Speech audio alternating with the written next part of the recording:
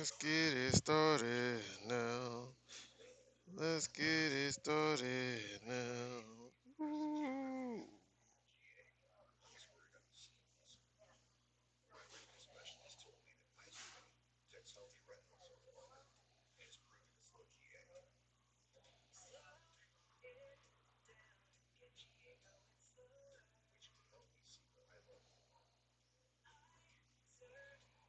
All right. Let's get into it.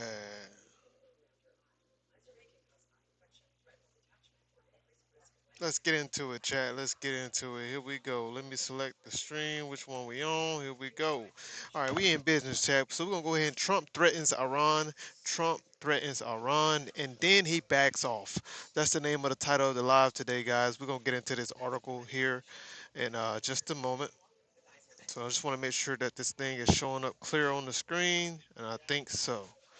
All right, so just 90 minutes before President Donald Trump 8 p.m. deadline to wipe out a whole civilization with massive strikes on Iran's energy, infrastructure, and bridges, he granted a 2-week extension for diplomacy to continue. Okay, okay, this came as a surprise to me, right? And I knew that Donald Trump was a masterful bluffer, but I didn't think it was gonna come this quick. I didn't think he was gonna fold his hands so soon, right? Um, but we know that this administration exaggerates a lot of what they tell us. So it kind of, I think just how fast it came kind of threw me for a loop, but I'm not too surprised. So subject to the Islamic Republic um, of Iran agreeing to the complete, immediate, and safe opening of the Strait of Hormuz, Trump said Tuesday on social media, I agree to suspend the bombing and attack of Iran for a period of 2 weeks. I think that he's going to extend it and extend it. He's not going to do this, chat. He is not going to um, bomb civilian infrastructure, right? He's not going to take it that far. Um, it was just too much backlash. It was way too much backlash coming from everywhere, every single place. So the fact that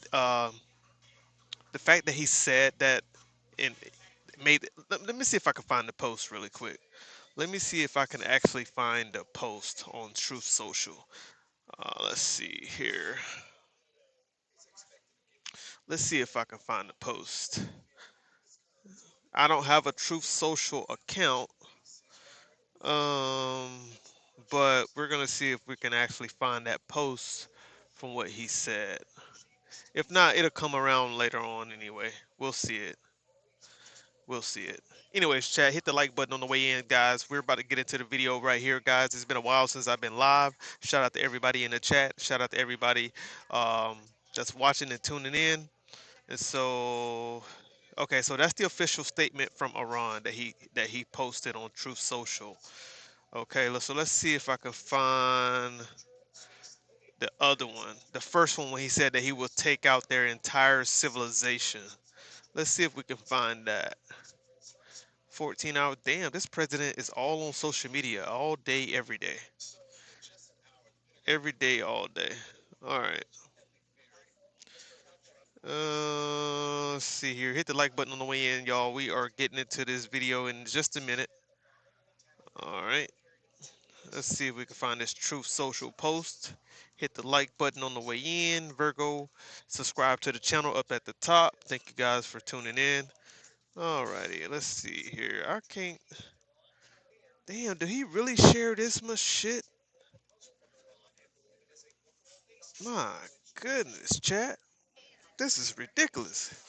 I don't have a Truth Social account. I don't have a Truth Social account, so I'm just scrolling through to see if I can find that post. Uh, Jeez, this website looks trash too. Okay, so that was 1 day ago. There's blah blah blah blah blah blah blah blah blah blah blah blah. Damn, did he erase the post? I mean, look, he received a lot of backlash for that post that he put on Truth Social. about that he was going to take out their entire civilization. He received a lot of backlash for that. Let me just go ahead and do this real quick, guys. Give me one moment. Literally received a lot of backlash for that. Okay. All right, guys. So hit the like button on the way in, guys. Nobody hit the like button yet. That's crazy to me. You guys can't hit the like button on your way in. That's wild. Anyways, all right. So this was one of the guys on X. He put out a post here on X. Ali Zatari. Um, and so he always give some good insight on you know different things that he know that he's finding out from where he lives, right? So Trump, the Epstein blackmail, and the Rothschild control puppet just threatened to kill an entire civilization in Iran tonight. All right, so that right there is kind of off to the side. Okay, so you can see the post. So first it was about liberating Iranians, right? So that's what we heard at first. Now he's talking about sending Iran back to the Stone Age and killing or unaliving entire civilizations. So he said the United States, they lied about Iraq. They lied about Libya. Well, I think he's saying the United States and Israel. They lied about Iraq. They lied about Libya. They lied about Palestine. And millions fell for the exact cheap lie about Iran. Iran is one of the few countries who is not aligned with Rothschild influence central banking. Okay. So here's a thread. Okay. So Um, Iran or Imran Hossein warned about this in 2004. Thank you for subscribing to the channel, guys. Thank you for subscribing to the channel. Hit the like button on the way in. You don't negotiate with terrorists, exactly, and they just negotiated with them, which means that they're not a terrorist state, right? Iran is not a terroristic state. So exactly. A U.S. Israel war on Iran would destroy power, oil, and desalination infrastructure on both sides, shattering the petrodollar system and triggering the final collapse of the U.S. dollar. The empire overreaches, and the whole system comes crashing down. Israel rises and become the greater Israel, and ultimately they want to create a one world government. All right, America and Iran will destroy each other. And let me take this off real quick.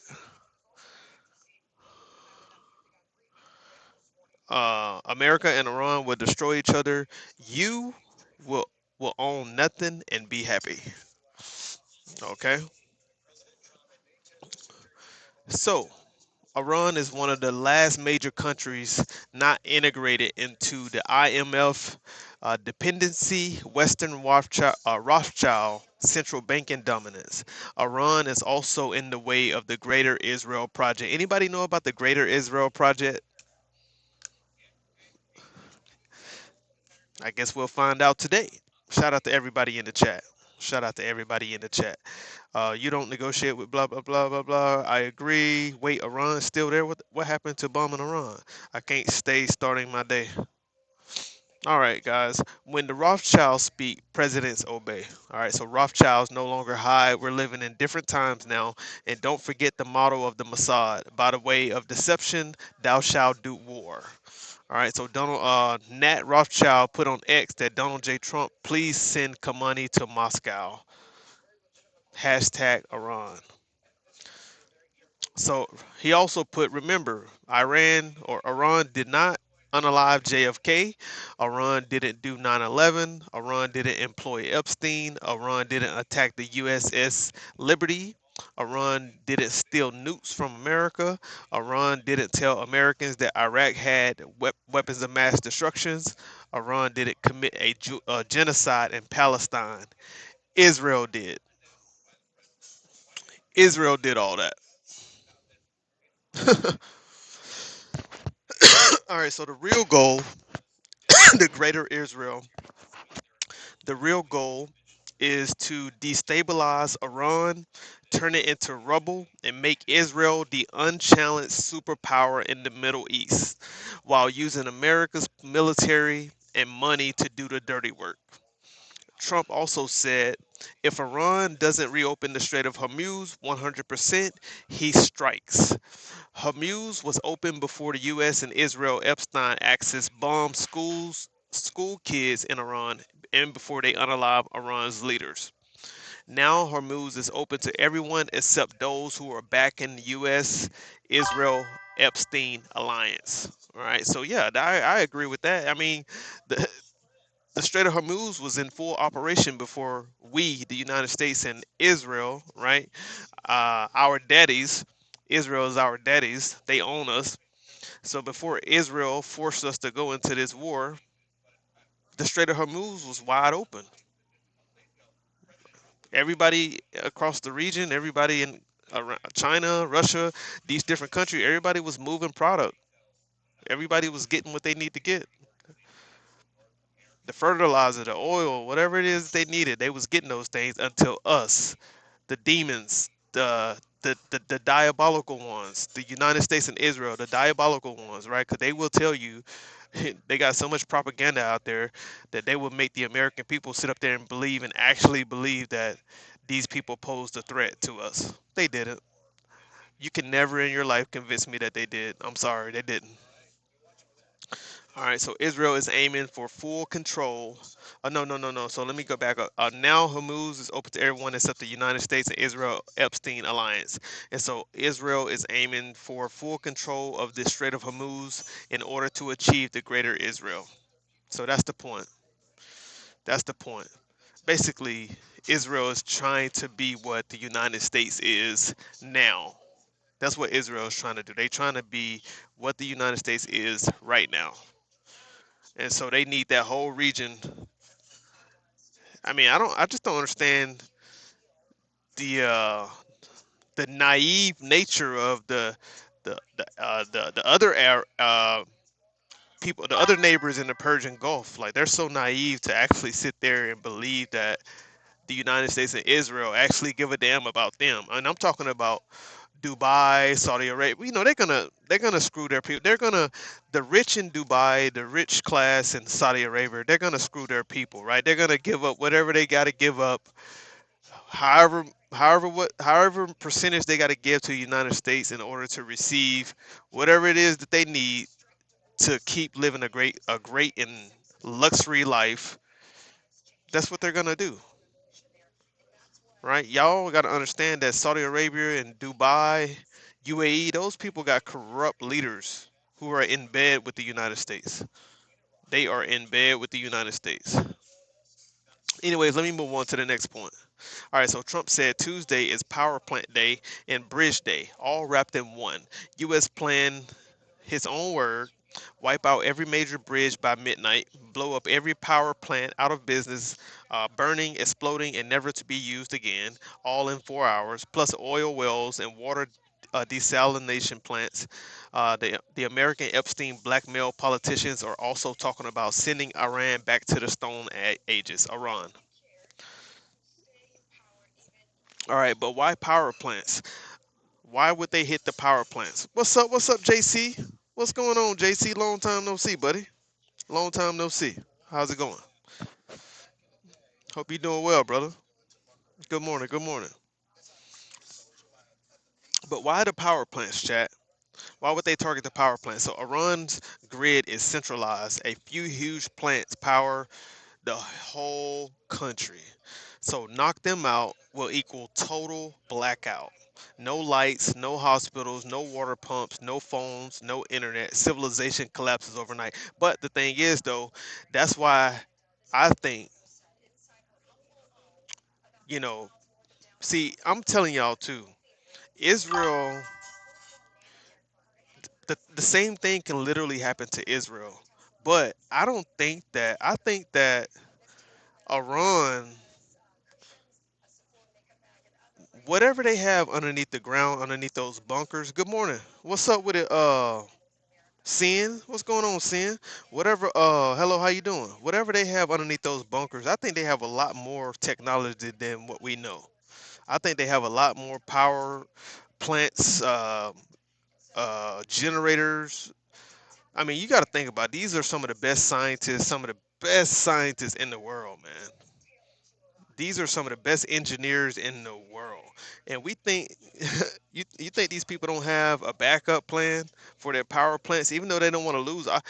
I'm surprised that their defense system is so weak, though. That's the only thing. But um, I mean, they've proven that Israel defense system is not so strong either. I mean, we literally almost exhausted all of the United States defense system. That's hence why they asking for $200 billion from Congress to replenish, right? And so they're not winning this war like they want us to believe they are. And when I say they, I'm talking about Israel and the United States. I'm not gonna put myself we in that because I'm not supporting this war. I'm not fighting this war. They are not winning this war. As an American citizen, the United States military is not winning this war as they put it out there to be. They're not. Because if they were, they wouldn't be begging Iran to open up the strait. If they were, they wouldn't be bluffing every single week, every day. They bluffing, talking about they're gonna do this and do that. I mean, they're striking. Don't get me wrong. They're definitely hitting targets, but they haven't obliterated Iran's military. They haven't obliterated their missile capabilities. They haven't obliterated their air force, their navy. That shit is false. It's all false. Literally, Iran has mines in the strait. They have mines in the strait, right? And they are controlling the Strait of Hormuz. Let me make sure I can I want to make sure I can see all of the messages real quick. Hold on. I want to make sure I can see all the messages, guys. Give me a second. How do I be forgetting how to fix this sometimes. The chat filter, all messages. There we go. All right. Oh yes, thank you. I can see all the messages now. Good, going good. About to go to sleep. How about you? I'm about to go to sleep too in a little bit. I'm just doing a quick live. It's not going to be that long, uh, but I can see all the messages now. But hit the like button, chat. Hit the like button. Iranians have a higher literacy rate than America. Absolutely, absolutely. All right. Blah blah blah. Cruise through the escort and the motor pressure shot the ball hammer from Iran that shot at us. There have been mines in the strait since 1987 when the USSS Car FFG 52. God damn.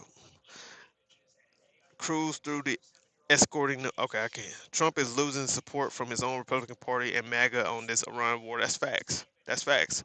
What's going on? Dusty in the building. What's up, Dusty? My boy Dusty. How you doing, buddy?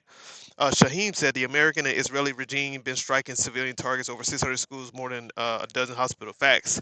That's facts. Yeah, they've been doing a lot of, and so, and that's the thing too, right? We seeing what they're doing and we're hearing what they're doing, but when they speak, I mean, they're pointing the finger at Iran and saying Iran is bombing civilian infrastructures in the region.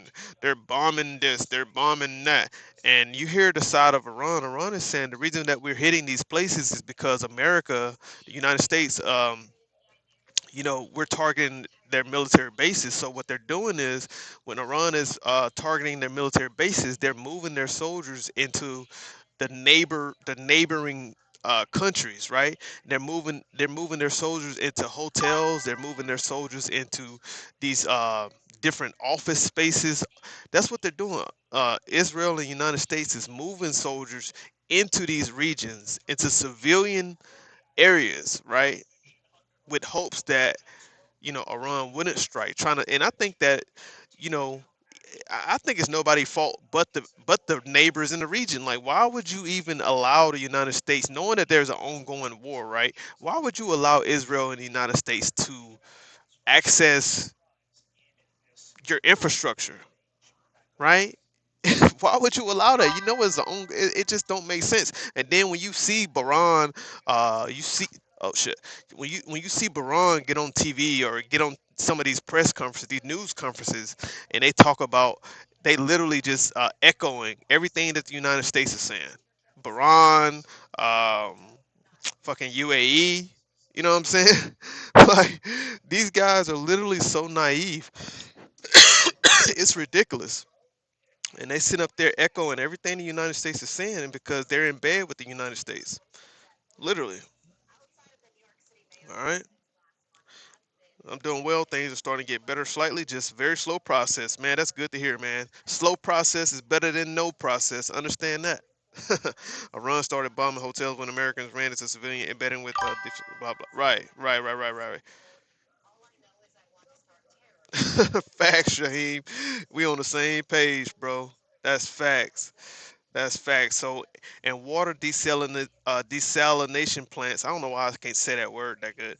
They turn seawater into drinking water for millions in the Middle East. No electricity, no fresh water in days. Hospital dry up. Families thirsty. Farms die. This is how a civilization is shut down. Water is life. No water equals no life. All right. To force a political outcome, the U.S., Israel, Epstein axis are willing to risk shutting down the systems that keep millions alive in the entire Middle East. Power, water, energy, all to control a situation that was stable before the escalation, all for the greater Israel project. All for the greater Israel project. What is that? Is that in the Talmud or something? Guys, is that supposed to be a prophecy in the Talmud? I swear, we these guys are trying to force prophecies, bro. They're trying to force the prophecies to come true. Like who believes in the Talmud? We don't. American people don't believe in that shit. We don't care nothing about no Talmud. So what are they doing? What the hell is the Greater Israel Project? That is that even in the Torah, bro? Presidential power is one hell of a drug. Come on now, talk about it. So liberation is an illusion. It always looked like more debt, privatization, military bases, and more wars, more death. It's not liberation. It's total enslavement. All right. First, it was about liberating people. Now they're openly talking about okay. Oh yeah. Now they're openly talking about sending Iran back to the Stone Ages and killing, unaliving entire civilization. Indeed, those who believe the liberation lie have an incredibly low IQ and should feel embarrassed and ashamed of their actions and their stance against human life. Iraq. The lie was weapons of mass destruction. Libya, the lie was humanitarian intervention. Palestine, narrative twisted in real time. Genocide on Palestinians denied. Iran, nuclear threat. All right, so y'all see the pattern of what is happening in the Middle East, right? All for the what? The Greater Israel's project. All for the Greater Israel project because they want Israel to be the superpower in the Middle East, right? That's what they want. They want Israel to become what the United States is today. That's what they want. But yet they're lying to you, talking about this and that, um, nuclear threats, nuclear weapons, uranium enrichment, all of these things that they're saying, these talking points that they're telling you guys. Nah, nah, nah. I'm Canadian and really don't care for the attentions pushed by the current government. Love y'all down south, even if I can't visit. Shout out to Canada, bro. Real talk, Jason, man. Thank you for being here, bro. Trump said he don't need the Strait of Hormuz that after securing that Venezuela bag. Yeah, if he didn't need it, he wouldn't be there, bro. He needed. He needed. He wanted. Maybe it's for his own benefit. All right, so Trump, the puppet, says, I don't want that, but it probably will. But it probably will. Then hopes complete and total regime change brings smarter minds. Calls Iranians great, but the plan still targets the grid that keeps millions of civilians alive. This would be a war crime under international law and could easily trigger a massive genocide in the entire region. Trump, the Epstein, blackmail, and Rothschild control puppet doesn't care. All right, so Iran's response. They said it. They said it for weeks. You hit our power and water. We hit yours in Saudi Arabia, UAE, and every Gulf country hosting US and Israelis bases. And see, I think too, chat, I think that could possibly be the whole game plan. I think that could possibly be the entire game plan from the jump. Was it the United States and Israel knew how much influence they had, right? They knew how much influence they had on the countries in the Gulf region, right? Because they knew that, yeah, like, so we see these different countries. They're back in the United States, right? Even if you watch the UN Council, right, the press conference that just took place at the UN, you saw Bahrain, you saw UAE, you saw all of those guys speaking out against Iran. And so, what if that's the plan all along, chat? What if that's the plan all along? Israel and the United States was to stir up yeah, steer up conflict in the Persian Gulf, make the Islamic nations go against each other, right? And meanwhile, they just come right in. They just come right in, just cause all the conflict in the Middle East, make them attack each other, make them go against each other, and then they come in and swoop everything up. That's the plan. The plan was to turn them against each other. Even because everybody's like, I mean, what do you mean open the strait? The strait was open before you even came in, right? The strait of Hormuz was operating at full force before we came in and disrupted those people's peace, disrupted the global economy, bro. Everything was smooth sailing, bro. Everything.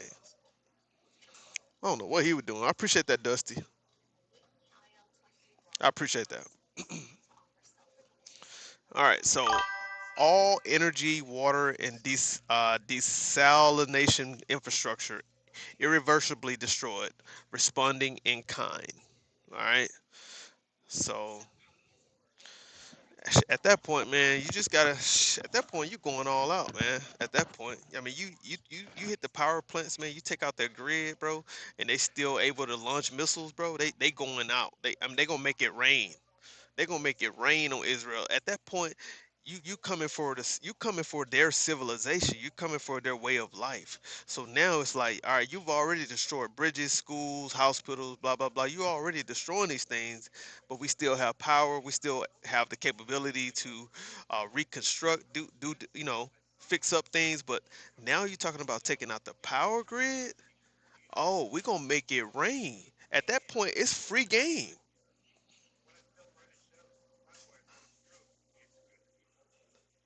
At that point, it is free game. It's free game. All right, so the real question is never, is this leader good or bad? 99% of leaders are corrupt and bad. The real question is, who controls the territory, banking, resources, and trade after? Who obeys and who doesn't?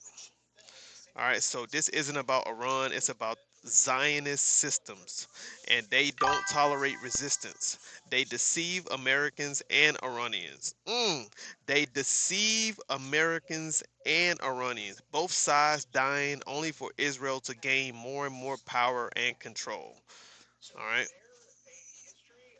Ali be breaking it down, bro. Ali be breaking it down. Will you, armchair idiots? All right. It's not about democracy. It's not about human rights. It's about power, oil, control, and the greater Israel's project. That's what it's about. The greater Israel's project. So this isn't liberation. It's the Greater Israel's Project plan, using U.S. bombs and American lives to clear the neighborhood while the whole world pays the bill and faces the global face fallout. Bro, I have not read this thread. I have not read this thread, chat. I have not read this thread. I have not read this thread, and that's literally what I just said, bro. Literally. Um, it's the Greater Israel's plan using U.S. bombs, right, and American lives to clear the neighborhood, the region, the Persian Gulf, while the whole world pays the bill and faces the global fallout. Civilization die when the lights and water go out. Right. So that's the whole plan with this Epstein Trump regime. The whole plan with this Epstein Trump regime is the Greater Israel Project, is to make Israel the second superpower. All right.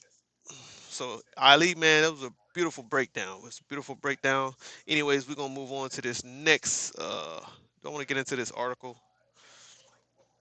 Let's get over here real quick. See what I want to do with this. Anyways, let's get into this video. I gotta run over here and grab me some food real quick, guys. Y'all hang out just for a moment. Hit the like button on the way in. I appreciate each and every one of y'all. Even if you cussing me out, I still appreciate you because you're watching me. All right. All right. When you consider the Ayatollah declared war on December 28, 2025, how does that work with your whole argument? Oh my gosh, bro. You believe the propaganda. You're so naive.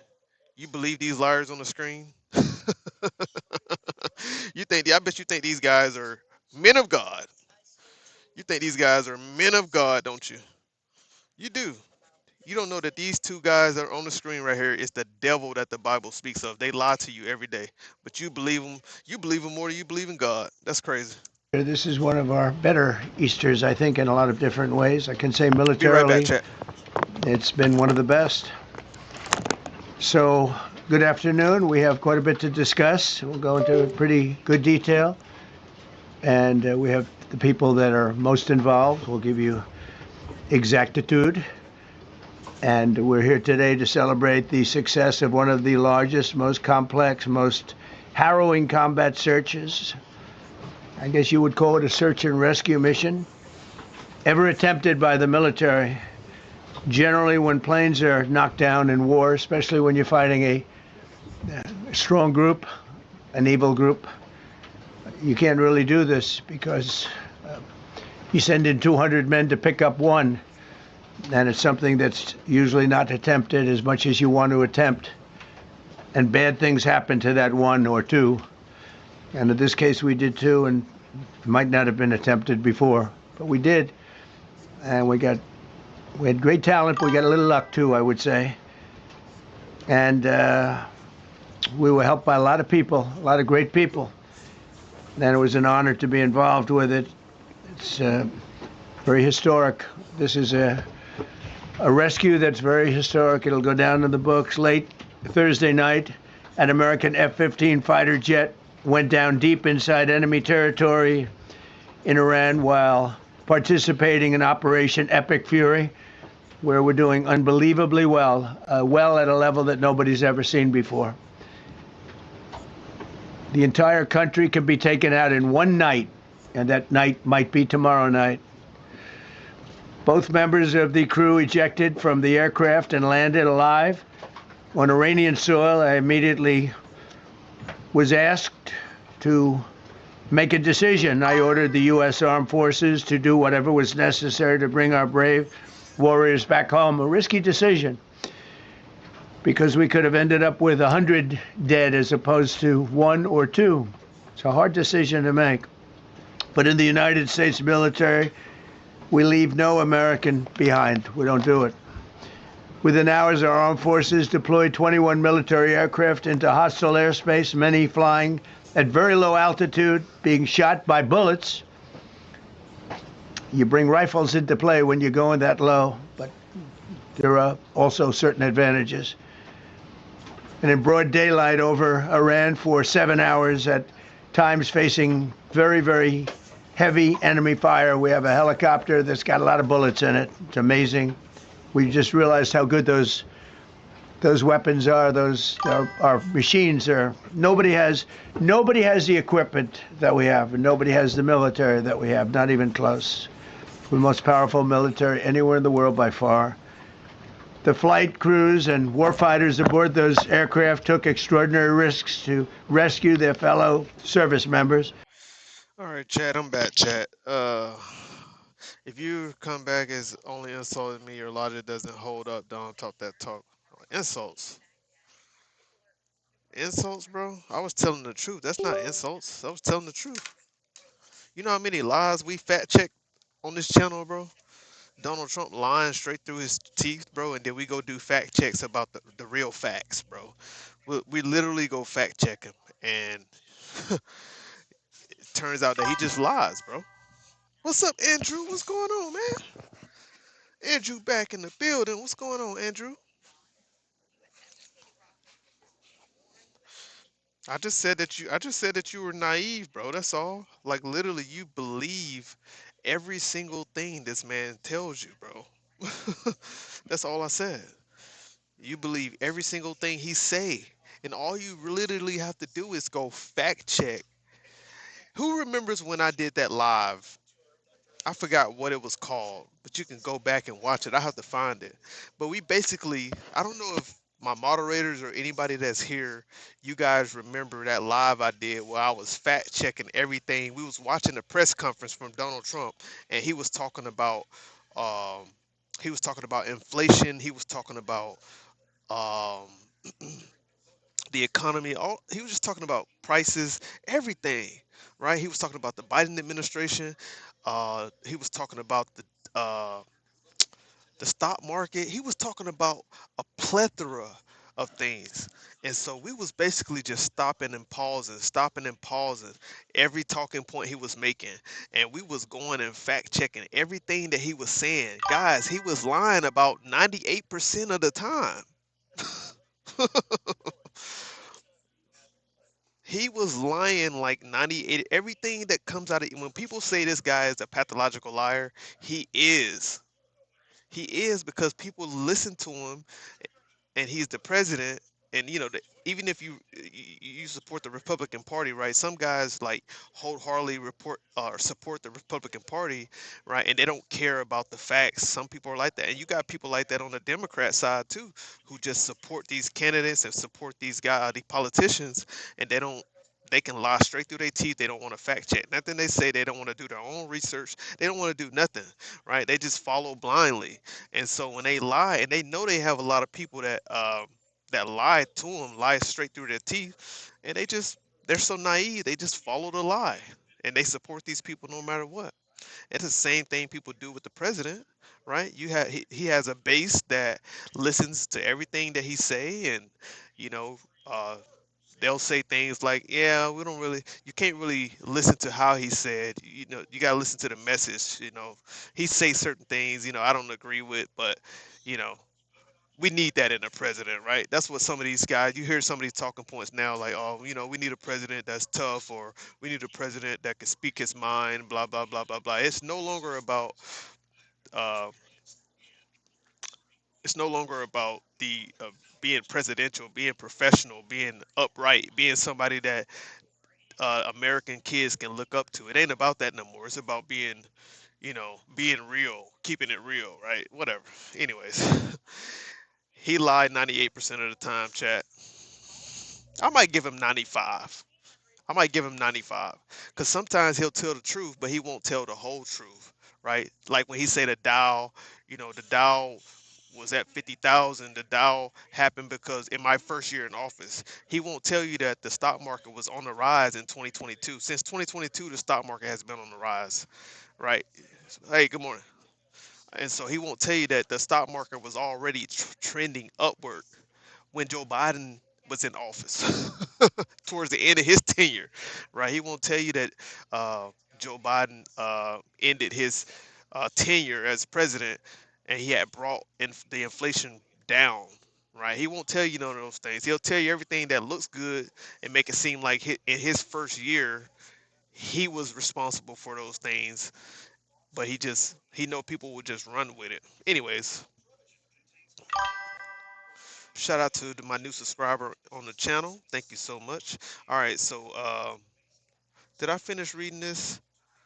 So let's get back to the video. Let's get back to the video. I want to make sure my food is. Let's get back to the video. When did it start? Did I miss all of this? I think I did miss all of this, guys. Shout out to my OG in the building, man. Nobody is lost here. What's going, Dusty? What's up, Dusty? Andrew, I think I missed you. All aboard the Trump train. That's crazy. Um, my bad, Andrew. I missed your messages. Getting ready to go to work. How about you, man? I'm getting ready to. I'm literally just gonna do this live really quick, man, and I'm gonna call it because I gotta get some rest for today. He is a great salesman, and any person that will not read about any issue will be in love with his limited storyline. Jason, that's facts. That's facts, man. That's facts. So I think you guys kind of listened to this already. I'm sorry we're gonna go back, but I want to listen to what was said. Um, and so shout out to all my moderators, all my subscribers, guys. Quick update. Um, I know I haven't been live in about 5 days, right? Y'all know I usually go live almost every day. If I miss a day, I'm gonna come back the next day, right? So this is just a quick story. Um, y'all know I'm a truck driver, and so I've been dealing with a lot of back pains. I mean, I'm talking about excruciating back pains, and so I had to go to the VA hospital. I had to go get X-rays done, and just have my back checked out. I had to get some ergonomics done, and so let you guys know I'm okay. I'm doing all right. Dom is doing fine, but I do have to take care of myself, and so I just want to let my subscribers and my moderators, mostly my moderators, know that that's what's been happening with me. So I've been taking care of myself, going to get checked out, things like that, and looks like Dom's gonna have to do some physical therapy, and I might have to do some chiropractic, chiropractor every week. So that's an update on Dom. Just wanted to put that out there to you guys. All right. I don't know if my food is ready. Happy Easter. We had a great Easter. This is one of our better Easters, I think, in a lot of different ways. I can say militarily, it's been one of the best. So, good afternoon. We have quite a bit to discuss. We'll go into pretty good detail. And we have the people that are most involved. We'll give you exactitude. And we're here today to celebrate the success of one of the largest, most complex, most harrowing combat searches. I guess you would call it a search and rescue mission ever attempted by the military. Generally, when planes are knocked down in war, especially when you're fighting a strong group, an evil group, you can't really do this because you send in 200 men to pick up one, and it's something that's usually not attempted as much as you want to attempt. And bad things happen to that one or two. And in this case, we did two, and it might not have been attempted before, but we did. And we had great talent, but we got a little luck too, I would say. And we were helped by a lot of people, a lot of great people. And it was an honor to be involved with it. It's very historic.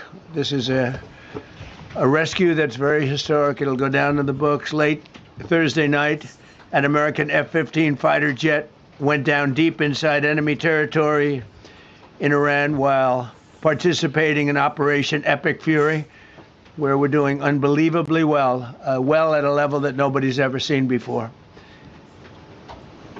The entire country can be taken out in one night, and that night might be tomorrow night. Both members of the crew ejected from the aircraft and landed alive.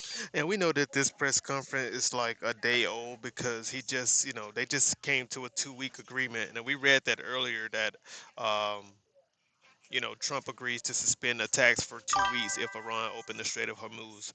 Right. So we knew he was bluffing, right? The president said he had received a 10-point proposal from Iran that formed a workable basis, and so for negotiations, right? And so whatever happened to we don't negotiate with terrorists, right? That's how we know that what we just read on that Instagram thread from Ali could not be more true, chat. Could not be more true, right? Because I thought these people are terrorists, these people are evil, but we're negotiating with these people, right? Um, but Israel said the ceasefire does not include Lebanon. right? Because Israel is just evil, Chad. These are some evil people. All right, so just 90 minutes before President Donald Trump 8 p.m. deadline to wipe out a whole civilization, 90 minutes before, 90 minutes before, right? Big bluff, big bluff. That's a bluff, bluffing president.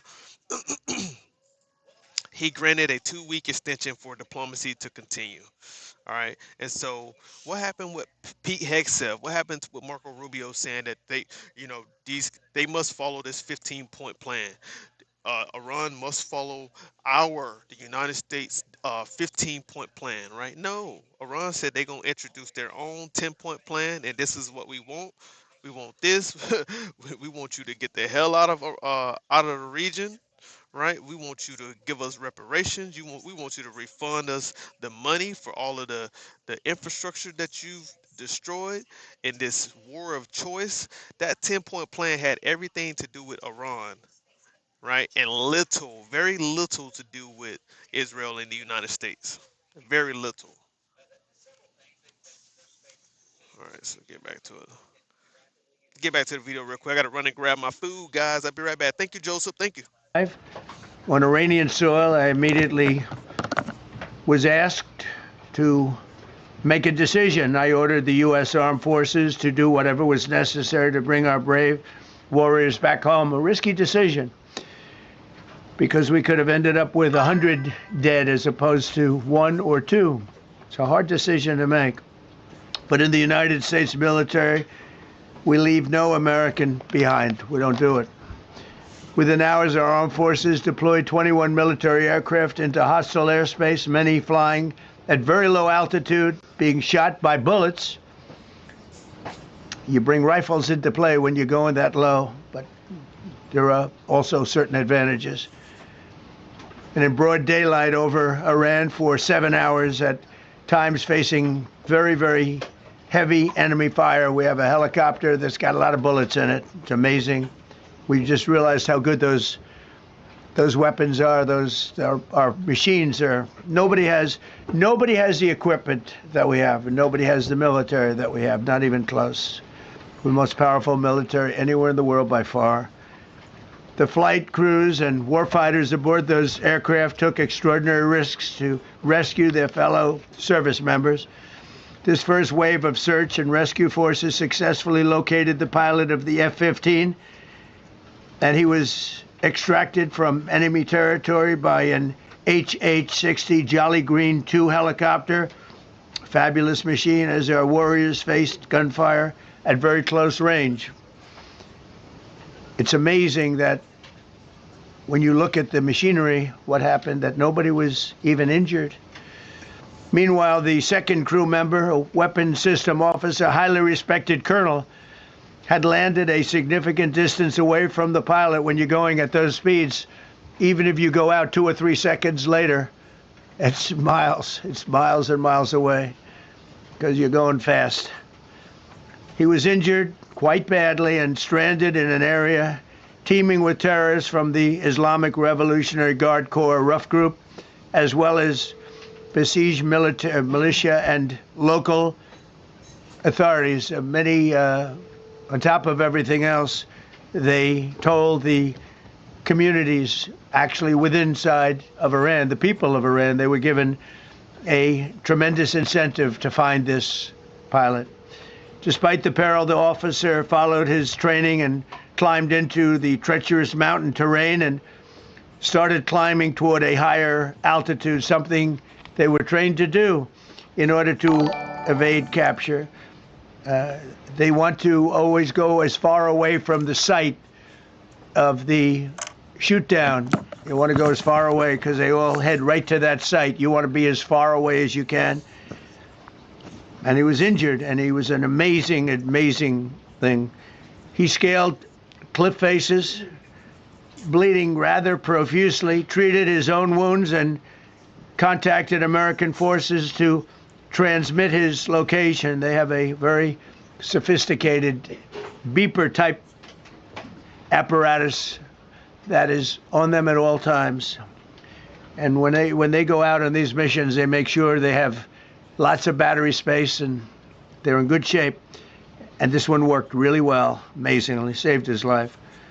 We Somebody immediately said can't mobilized bear a to listen massive to this idiot. operation to retrieve him from the mountain holdout, and he kept going higher and higher. The mountain Y'all see the talking points that they come up with? They come up with these things, bro. TDS, right? These are all of the propaganda talking points. TDS, right?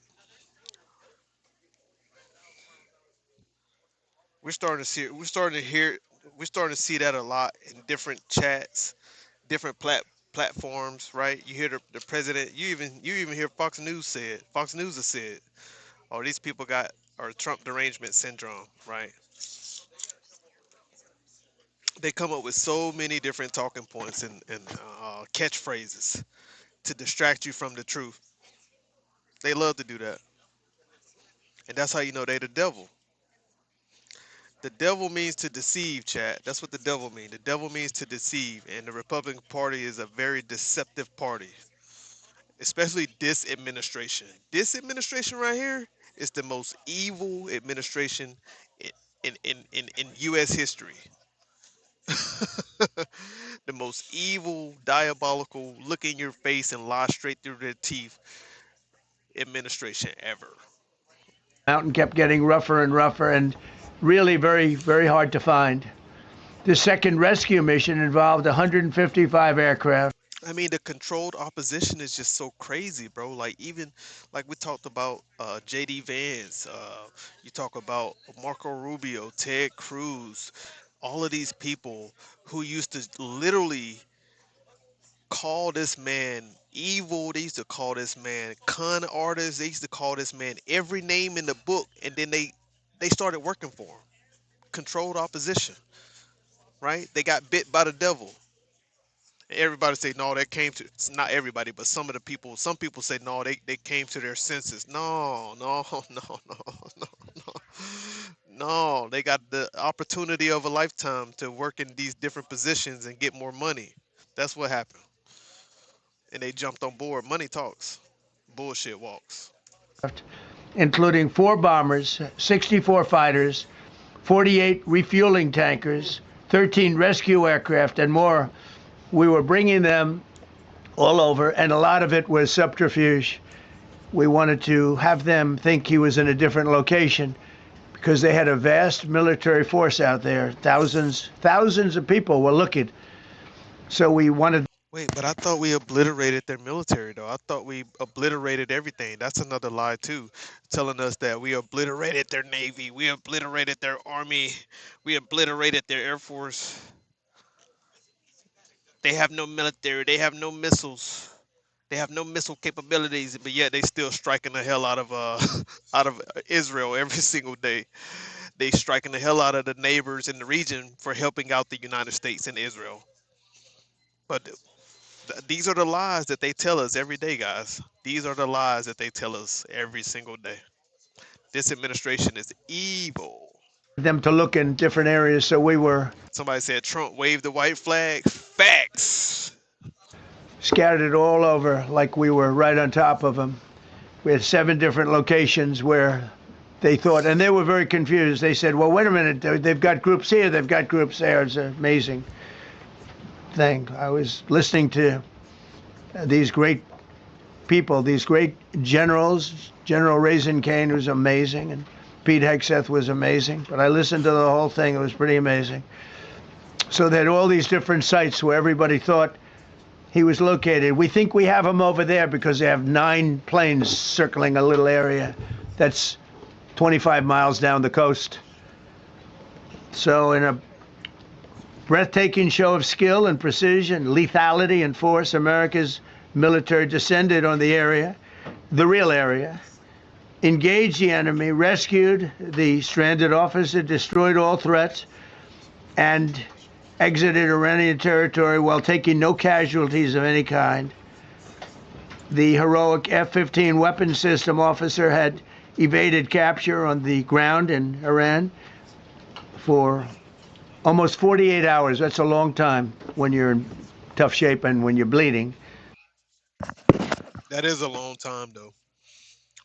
That's a long time to have your aircraft destroy it, and then you have to emergency land that aircraft, and now you're on foot, and then you're in a territory, you're in a terrain, a region, mountainous area, unknown territory, and you have to find your way and stay alive for 48 hours, or stay away from enemy contact without being captured. That's that's pretty lucky right there. That's pretty lucky. It's a long time. When we left, as you probably know, we had two large planes, pretty old planes that carried a lot. We needed a lot more equipment going in than coming out, obviously, because going in, we needed to be able to scale mountains, and we had a lot of equipment.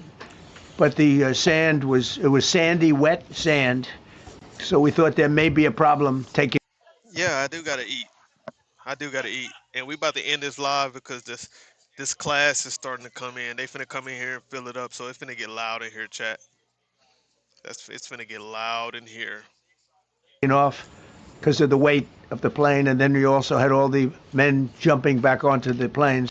They didn't use their people as their people went out there on their own, right? It was men and women out there on their own, right, trying to protect their country, because believe it or not, the people of Iran still love their country, and they will die for it and protect it, right? Because they actually have something to believe in, unlike a lot of you guys don't. A lot of you guys are fake Christian nationalists. That's what you are. You're fake Christians, right? You ain't got no real faith. Those people have real faith. You don't. You have fake faith. Fake faith. Your faith ain't real. Your faith is built on lies and hatred. That's what your faith. Your faith is built on. You believe that there's a chosen people. Your faith is built on supporting Israel because you think that God is um, the God of Israel. That's what you believe, and Israel only. Right? You put Israel first. You don't put America first. You put Israel first. That's what you believe. Because if you support the president, then you support putting Israel's first. So that's what you believe. That's what you believe.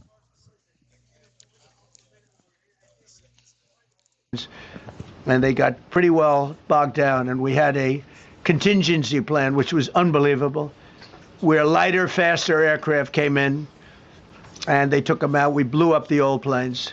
We blew them up to smithereens because we had equipment on the planes that, frankly, we'd like to take, but I don't think it was worthwhile Big imposters. spending another 4 hours there taking it off. So we didn't want anybody to have. We have the best equipment anywhere in the world. We didn't want anybody examining our uh, anti-aircraft and other equipment.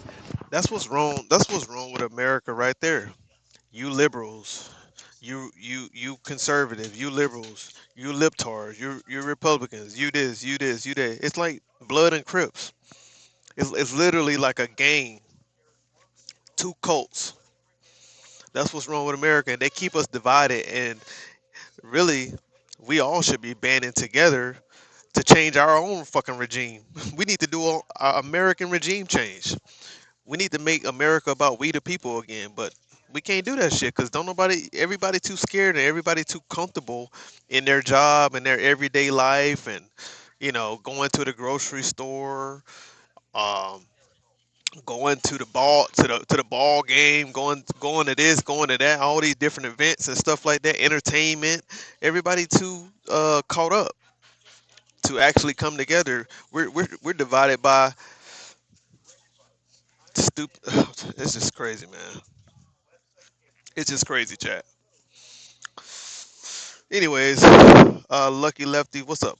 Identity politics has separated the populace. It's control the mass. Yep, two cults worshiping the same entity. Yep, exactly, exactly. So these were large planes that were old and pretty old, and we blew them up. And we had faster, lighter planes come in, and they were able to land on the sand. We needed the bigger planes because we had so much equipment that we needed. We took 3 helicopters over there, which were very strongly used, and couldn't have lived without them. They did, and they performed unbelievably well. And if you'd see it, you wouldn't believe it. They came off the plane, and these guys had them. The rotors were off. They rebuilt these helicopters in less than 10 minutes. And that was one of the more amazing things. These are helicopters, small, unbelievably powerful, but small, very small, so it can get into certain areas. And they got them off the plane, and they rebuilt all three of them in a matter of less than 10 minutes. It's pretty amazing what the genius of these people. Who would think that? You'd think it would take 5 days to build them. And in some companies, it would take 5 days, and they wouldn't do it well. But they served us well. As Commander-in-Chief, I never forget the extraordinary risk taken by the warriors that we send into battle, and the genius. I mean, think of it, having a contingency of 3 planes waiting because we think the sand is so bad that we probably won't be able to take off. But yet you're here watching me. Some of y'all be coming in here trolling because you're zombies, right? You call me this, you say this about me, but y'all be watching me. That's crazy. I don't understand. Well, I understand that you don't have a life, so you have to watch me and troll every day. But it's crazy that y'all say shit about me. I'm dividing. I'm ignorant. I'm this. I'm that. But y'all steady watch me. It's crazy. Y'all must be that amazed. And the planes really got bogged. This was not much of a runway. This was a farm, not a runway. It's a farm, but it did the trick. But to have a contingency as opposed to having to wait 2 days, can you imagine right in the middle? This was central. This was right, you would call it central casting if you were doing a movie for location. And probably the toughest area of Iran where we'd be sitting there. So these planes came in, those pilots came in so fast and so quick and got out of there. Everybody got aboard and just got 15-minute intervals. One load out, one load out, one load out. It happened. And we were watching and we said, that's amazing. It's in many ways, I was almost more impressed by the contingency that we had than the fact that, if we would have had a runway or decent soil, but it was an amazing thing. But we thank God for every single one of them and the talent. The genius is not even talent, it's genius. It's the whole ball game, every one of them. Now, if you look at what we did with Maduro, we went into a military compound, a massive, with thousands and thousands of soldiers, and within a matter of minutes, and he lived behind iron doors. There were steel doors, broke them down so quickly. And within almost minutes, he was in the back of these planes. It was a similar group. Incredible. We have incredibly talented people. And if the time comes, we move heaven and earth to bring them home safely. We're going to bring our people home safely. I want to thank every member of the U.S. Armed Forces involved in these historic operations. They really were historic. It's just not something that's done. And you'd understand it. Not that they don't want to do it, but when you're going into areas, when you look at these helicopters, when you look at the amount of bullets and everything else that they took, when you go into these areas, you don't come out like we came out. God was watching us, I tell you. Well, it was the Easter, we were in the Easter territory, I guess, but God was watching us. Amazing. Because when you look at the machinery, they took damage. It tells you.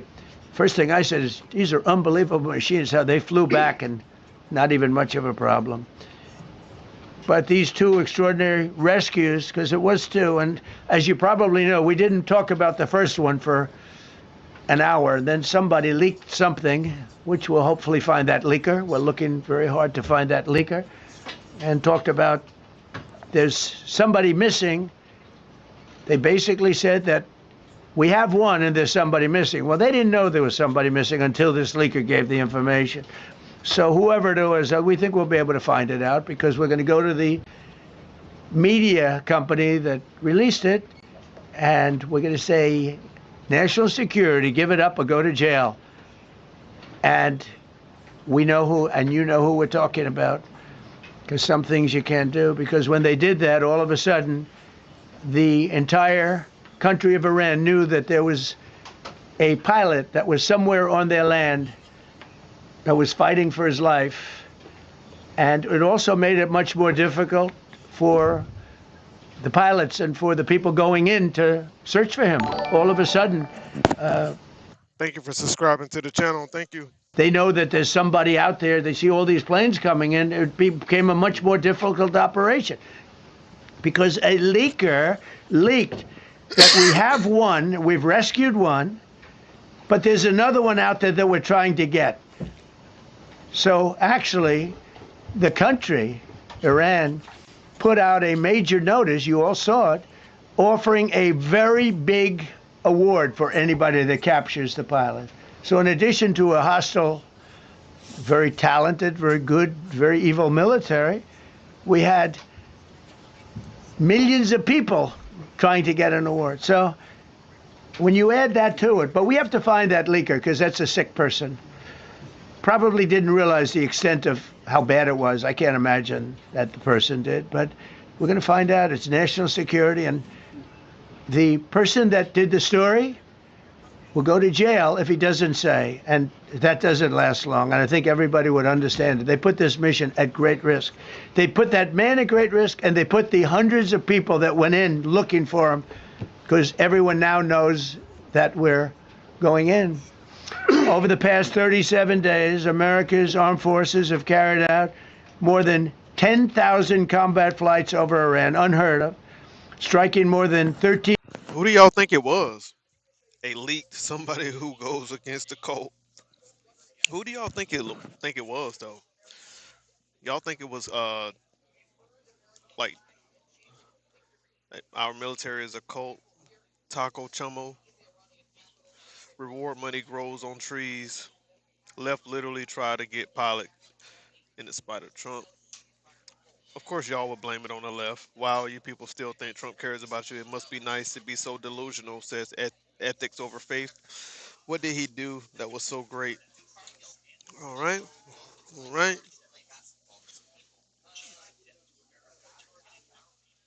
A world leader of all times? That's crazy.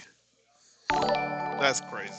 15,000 targets. The F-15 we lost last week was the first manned aircraft downed by the enemy in this entire operation with thousands and thousands of flights. They got lucky. It was a lucky hit.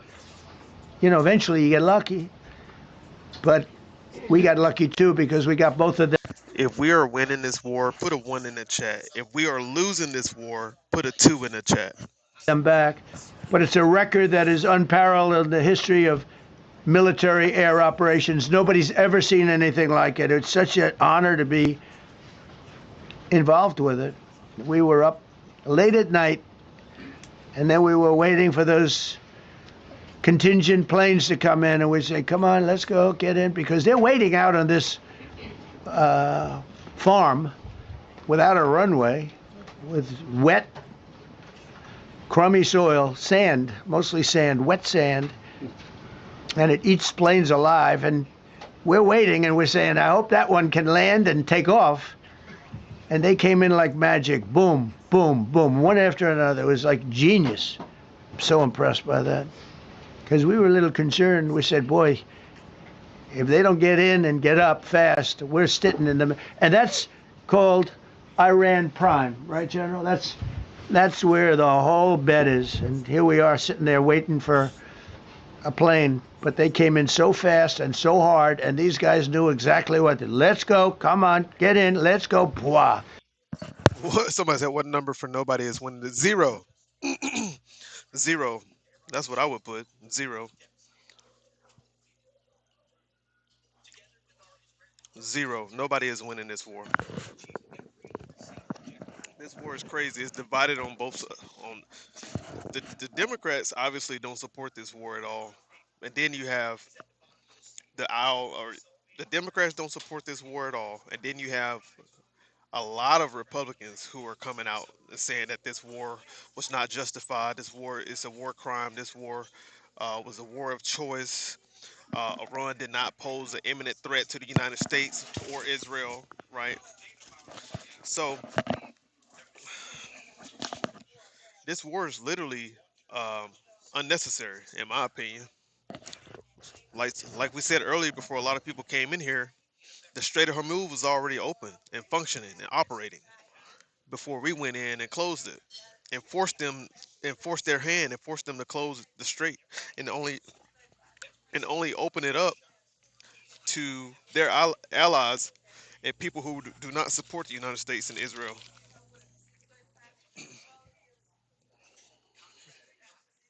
So They came one right after another, not at the same time.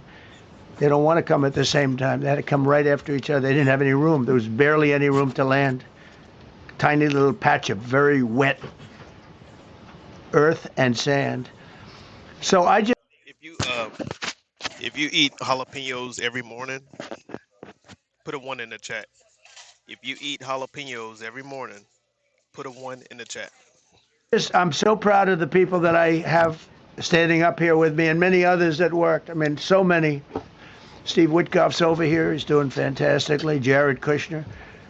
But the people that are here, the job they did is amazing. And I think I'm going to introduce the head of the CIA, and he is a man who he's central casting. Okay, if we cast a movie, he's going to play the head of the CIA. He's one of the few. John Ratcliffe. He did a phenomenal job that night. He did something that I don't know if you want to talk about it. If you want, you can. I'm not sure he's supposed to. I'm not going to talk about it. But the CIA was very responsible for finding.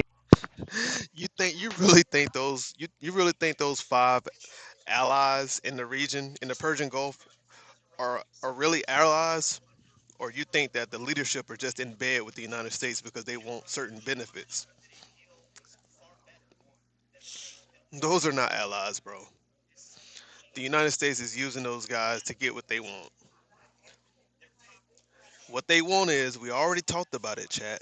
Jeez, we already went over it. All right. They want the greater Israel's plan. That's the plan. That's why the United States and Israel is attacking Iran.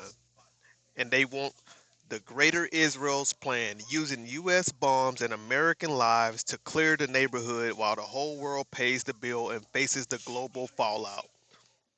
That's what they want. They want Israel to be a superpower, just like the United States, in that region, in the Middle East.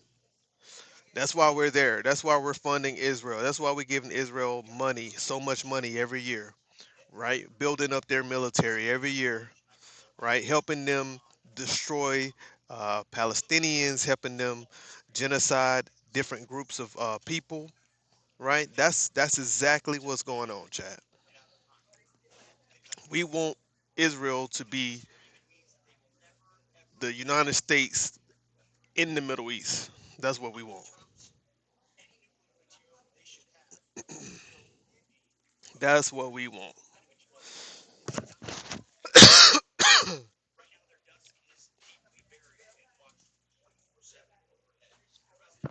First, it was about liberating people. Now they're openly talking about sending Iran back to the Stone Ages and killing entire civilization.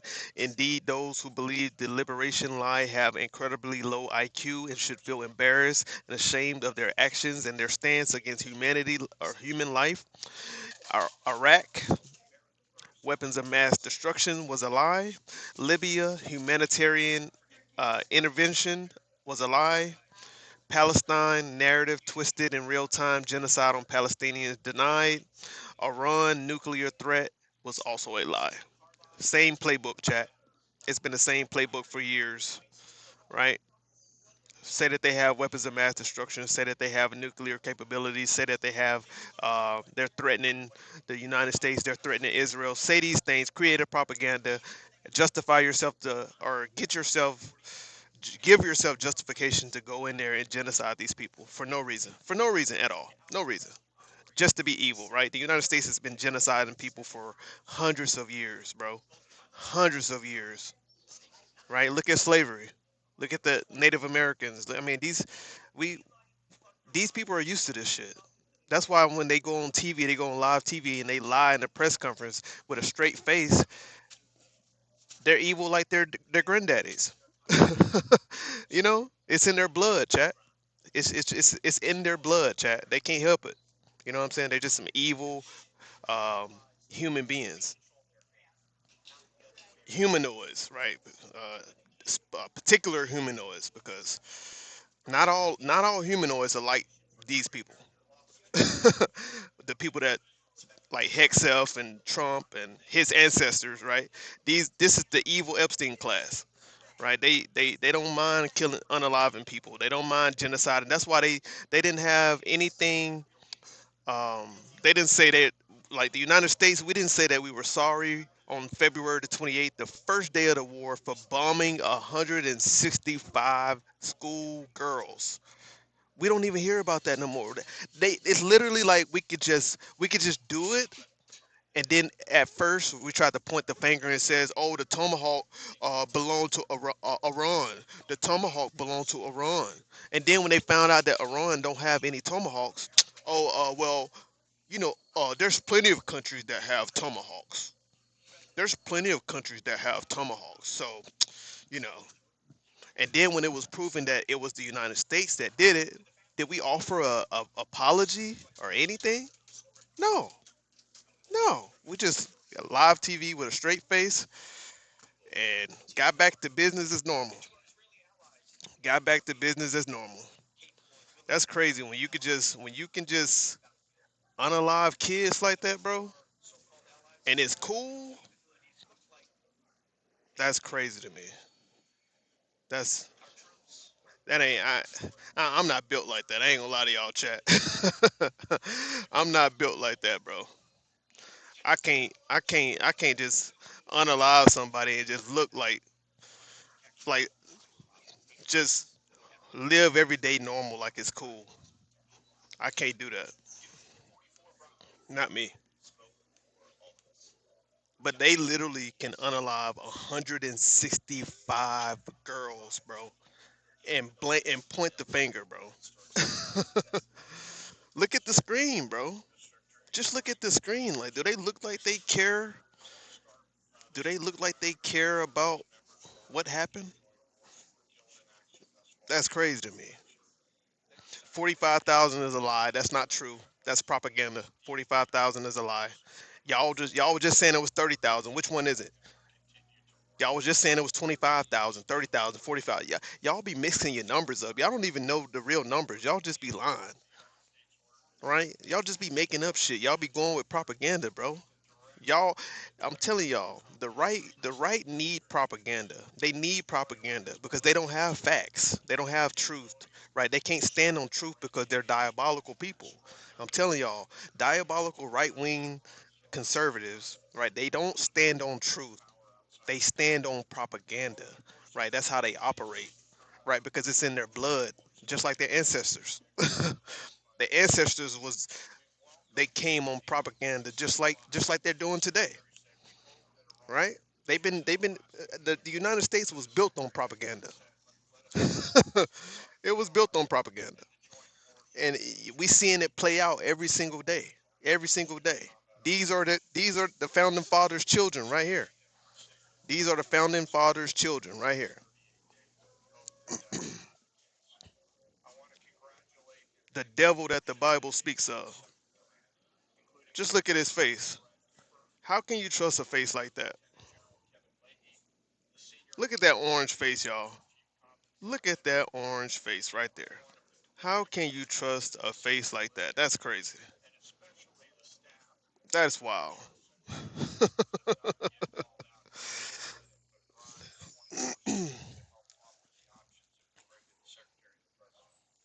This little speck. It's like they used an expression on one of the shows. A general was talking about it's like finding a needle in a haystack, finding this pilot.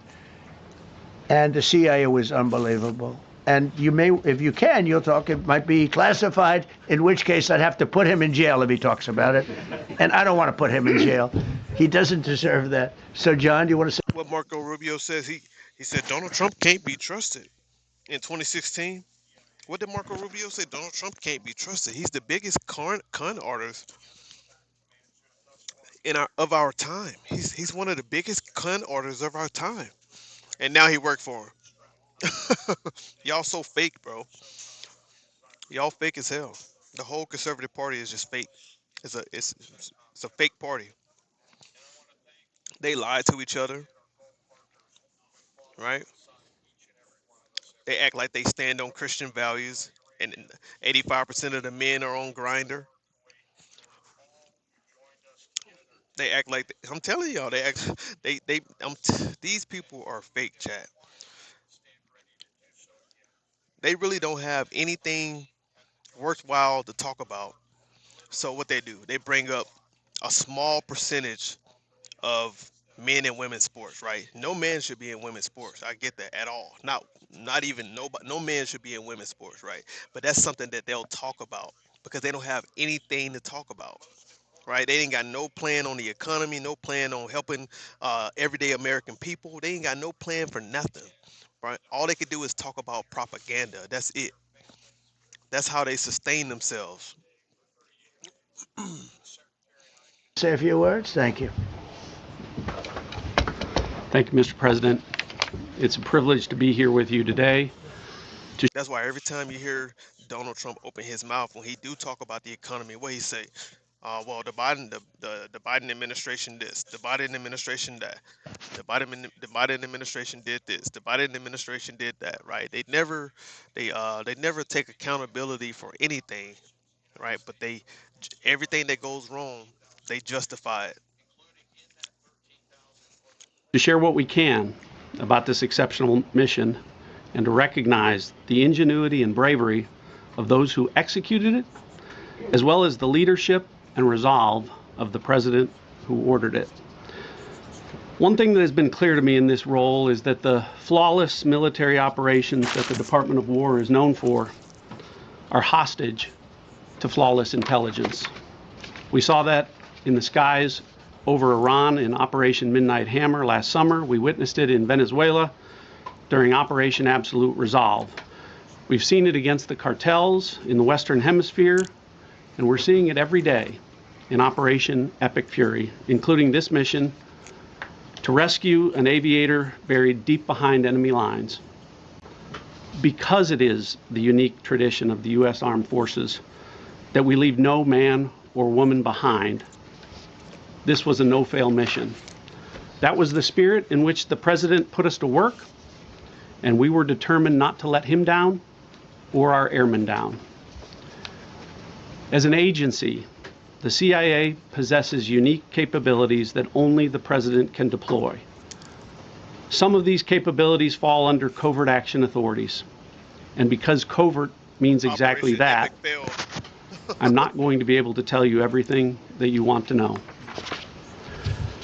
At the president's direction, we deployed both human assets and exquisite technologies that no other intelligence service in the world possesses to a daunting challenge, comparable to hunting for a single grain of sand. Y'all know what's so crazy when people say you lost me?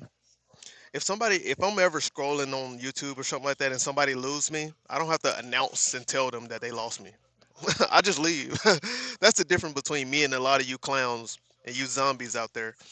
You have to announce your departure like somebody give a shit. Bye. Get your dumb ass out of here. And stop sucking Donald Trump's dick every fucking day. You dumb ass fag. Get your punk ass off my channel. Get your punk ass off my channel. You gotta announce your departure. I'm leaving. You lost me here. I'm leaving. Bye. Get your dumb ass home. Like I'm gonna beg you to stay.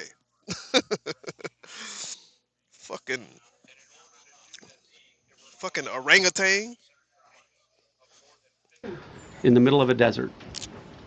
This was also a race against the clock, as it was critical that we locate the downed aviator as quickly as possible, while at the same time keeping our enemies misdirected. Go get you some go get you some jalapenos so you don't have cancer, right? Because I know you be chewing that fucking tobacco every day, right?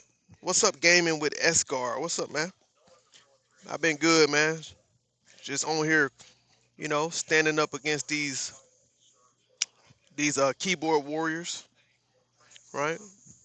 Who like to dish it out but can't take it when I come back at their little ass. I bet they won't square up with me in real life, talking that shit. And I know you can't shoot with me either, because you think I was an expert shooter too. We can go there too. I know you can't. I bet you can't shoot with me, but I know for sure you won't square up with me. But you an internet warrior though. You internet warrior. I'll let y'all have it. For that reason, in addition to the human and technical assets deployed by the president to find our airmen, CIA executed a deception campaign to confuse the Iranians who were desperately hunting for our airmen. On Saturday morning, we achieved our primary objective by finding and providing confirmation that one of America's best and bravest was alive and concealed in a mountain crevice, still invisible to the enemy, but not to the CIA. That confirmation was All right. So we just listened to a. We listened to the president. We don't really want to hear this clown. We listen to the president. We don't want to hear this guy.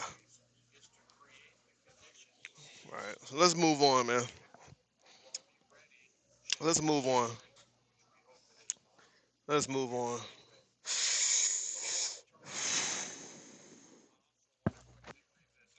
Let's move on. So that was the press conference of the day when the president was um, threatening to attack their civilian infrastructure. Right, he's gonna collapse their civilization. Right, we knew that was a bluff. Right, he ain't that stupid. The whole world would be on your ass if you did some shit like that to Iran. The whole world. Right. Shout out to China and Russia because they definitely stood on business at the UN meeting today. They stood on business. Whew. Damn, that jalapeno is hot, chat. That jalapeno is hot. Here we go.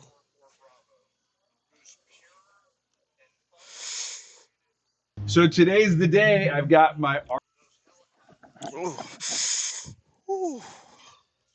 What's good with it? Sterling in the building. Sterling in the building. What's good with it, man? You finally got your ass up this morning.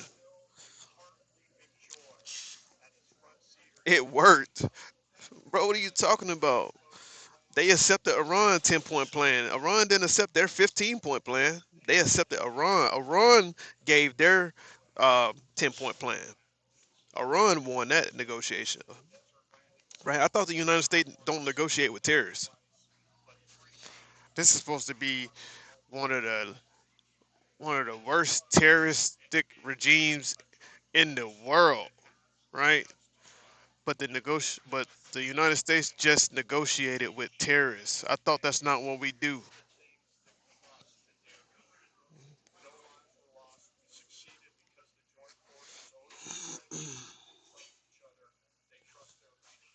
Minutes later, he moved a lot, stood up, and they Oh said, no, no, wait. that's the same video. I'm looking. Where's the one? Where's the one I'm looking for, chat? Ooh, them jalapenos ain't no joke, chat. Mm. Ooh, boy, boy, boy.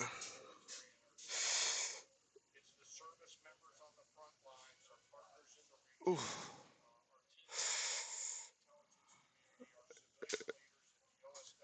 Oh no, that's not the Iranian one. panelist. Let's hear.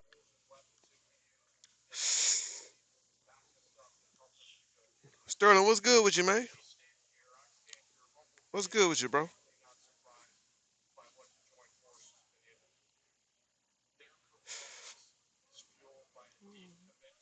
Welcome back. Today is the 7th of April, 2026, and we are joined by Scott Ritter, a Let's former go, Scott. UN weapons inspector, a US Marine Corps intelligence officer, and Nicole, what's up, also an Nicole? author.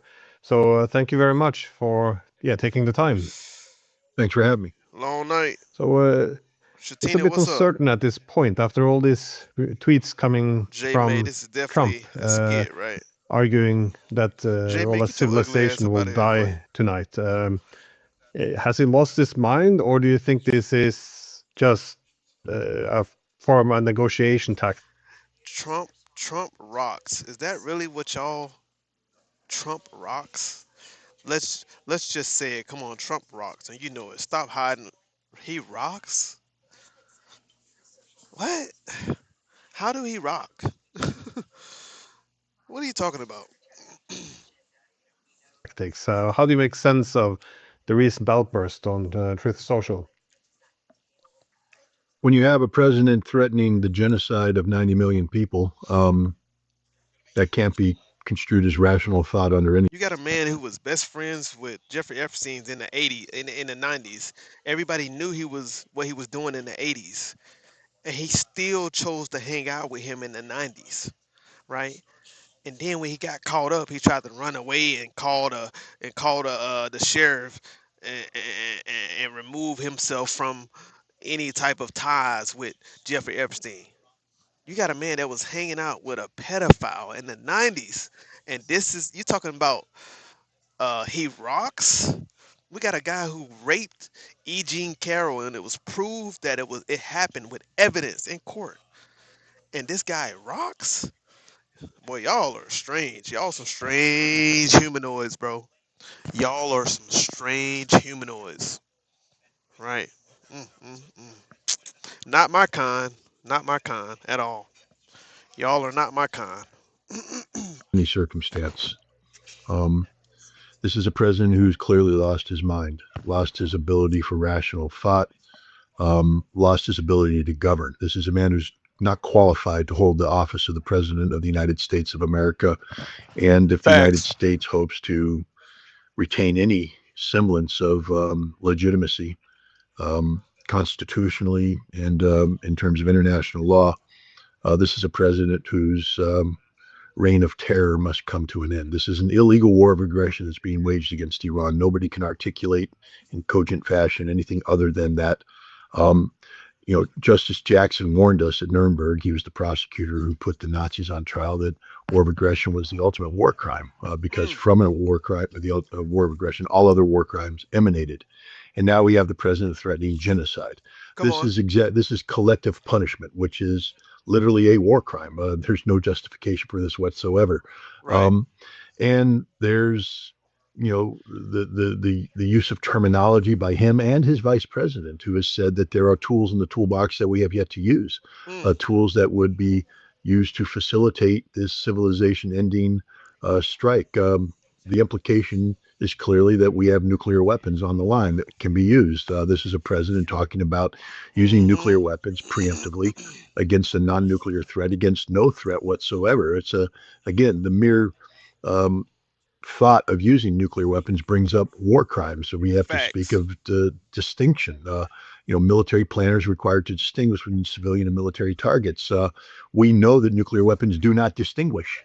Now, you could make an argument that in the case of nuclear retaliation, it just doesn't matter. But here we're talking about preemptive use of nuclear weapons. Distinction is out the window, a war crime. We're also talking about proportionality. What is Iran doing that could be considered proportional to a nuclear annihilation? And the answer is nothing. The president is upset about Iran's continued stranglehold over the Strait of Hormuz. And he is threatening the entire Iranian nation with annihilation if the Iranian government doesn't relinquish control of the straits. This, again, is collective punishment. The president is threatening genocide.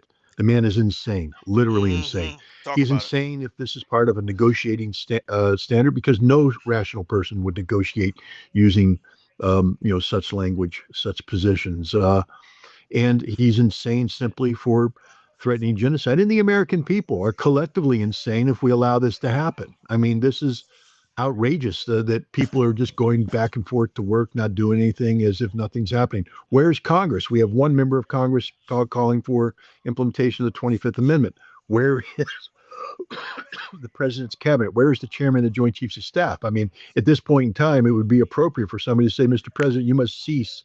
You are the commander in chief, and your social media postings have the weight of policy behind them, and you're articulating genocide, and we, the uniformed members of the United States military, will never execute orders linked to genocide. So alter this, or we must inform you that we cannot continue to receive and obey and execute orders issued by you. This is where we're at today. This is the scope and scale of the problem and the significance of the threat.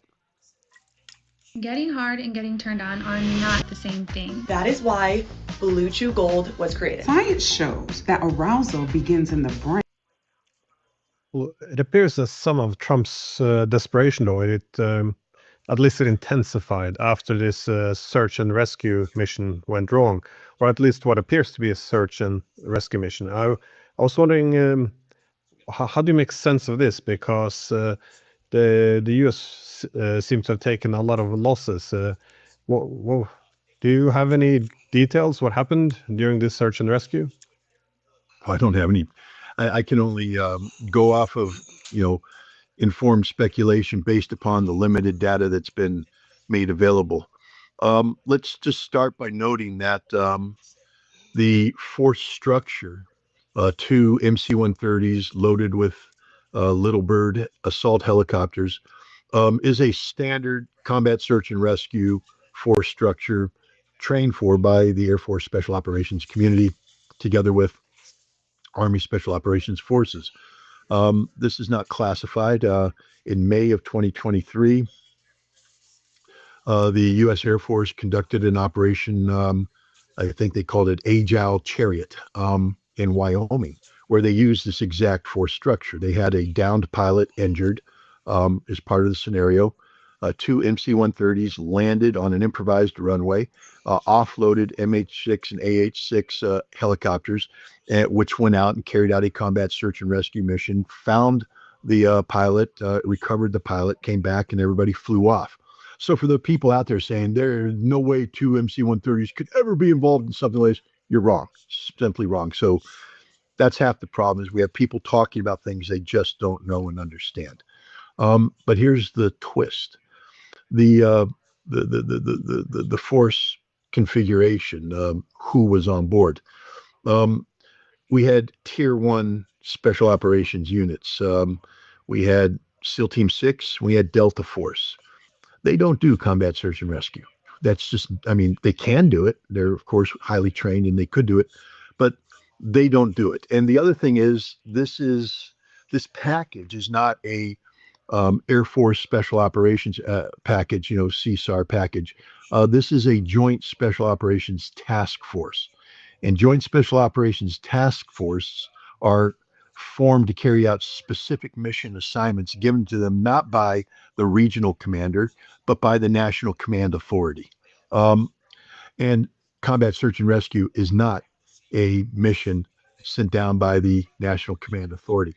The other thing is, too, when we look at the composition of it and we look at what the president has talked about, it appears that there was a package on board that had nothing to do with combat search and rescue, but it had everything to do with a special mission. And we have other hints about this because ID cards are found by on board belonging to people who have nuclear expertise. And so what we can begin to speculate on in an informed fashion is that when you have Navy SEALs from from SEAL Team 6 are specially trained to do nuclear seizure missions. This is part of their mission profile. Delta Force likewise has similar mission capabilities. Delta Force and the U.S. Army also possess specialized explosive ordnance and disposal capabilities that are related to breaching facilities, nuclear facilities. I'll move on. Look at this. Oh, Scott really want to look get at off on a this. tangent Open sometime. the straits. You crazy. This is a president of the United States. This is just murder before our eyes by a deranged old man and an absolutely vicious war criminal, Benjamin Netanyahu. With arguably the strongest military and the greatest intelligence, how does a country make such a colossal miscalculation? It's also got the stupidest president in the world. And he's going to kill a lot of people tomorrow on his whim. Why can't a world leader say, it's really not right for you, Mr. Trump, to say you're going to return Iran to the Stone Age? You think they're waiting it out, that there's just 2 or 3 more years to go and then Donald Trump will be out? I'll tell you, the Middle East will not last 3 years. I don't know if it'll last 3 months.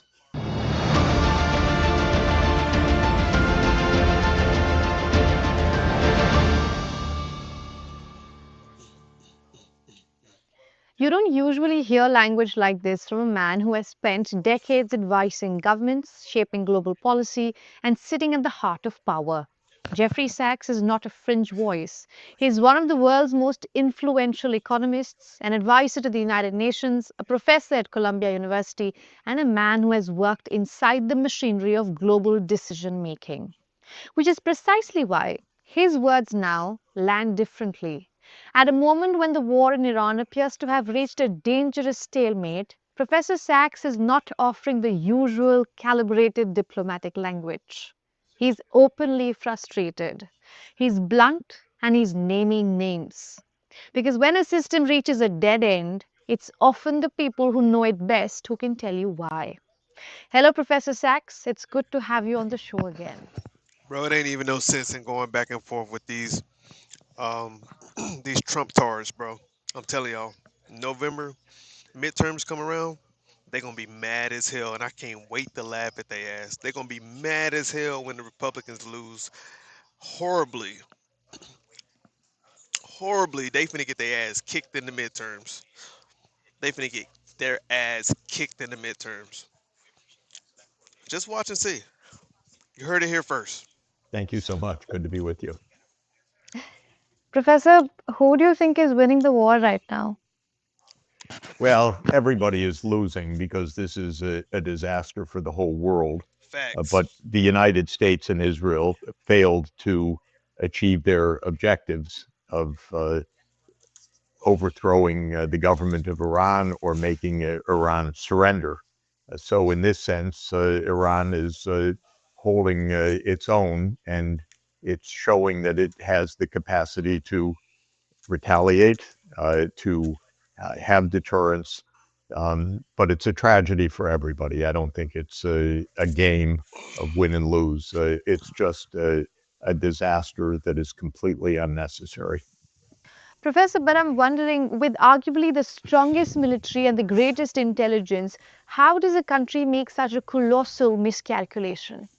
Well, first of all, it's also got the stupidest president in the world. So this is part of the story. The man's an idiot. He's a fool. He is so full of himself that he listens to nobody else. So you could have the strongest military and the greatest intelligence operation, but if you don't listen to anybody, then you can do the stupidest things imaginable. And Trump is a fool. Netanyahu is the worst war criminal in the world. He has gone Facts. to war everywhere, from Libya and Sudan to Gaza and the West Bank, Lebanon, Syria, uh, Iraq, Yemen, and Iran, all in pursuit of his mad delusion of Israel being the regional hegemonic power. So you have two people here at the head of this that are just disaster cases. I think Hmm. they're really mentally ill, frankly, uh, because they're so psychopathic that they don't count lives, they don't count disasters, they don't factor in the consequences of what they're doing. So you should use your military when it's needed and not use it when it's not needed. Come on. Professor, I can sense your frustration. Do you think that's something the rest of the Americans also relate to? In general, around maybe a quarter of Americans support Trump in this. A Most quarter. Americans are strongly opposed. The frustration I wouldn't even is give it a quarter. very, very high because most of us think that the people around Trump and Trump himself are idiots, and we don't like to see our country governed by idiots.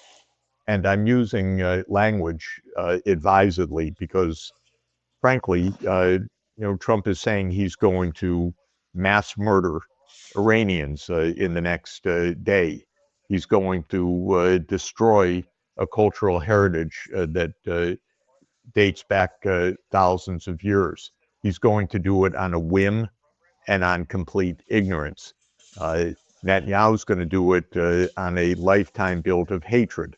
Netanyahu hates everybody except maybe his fellow Israeli citizens, but he hates the Palestinians.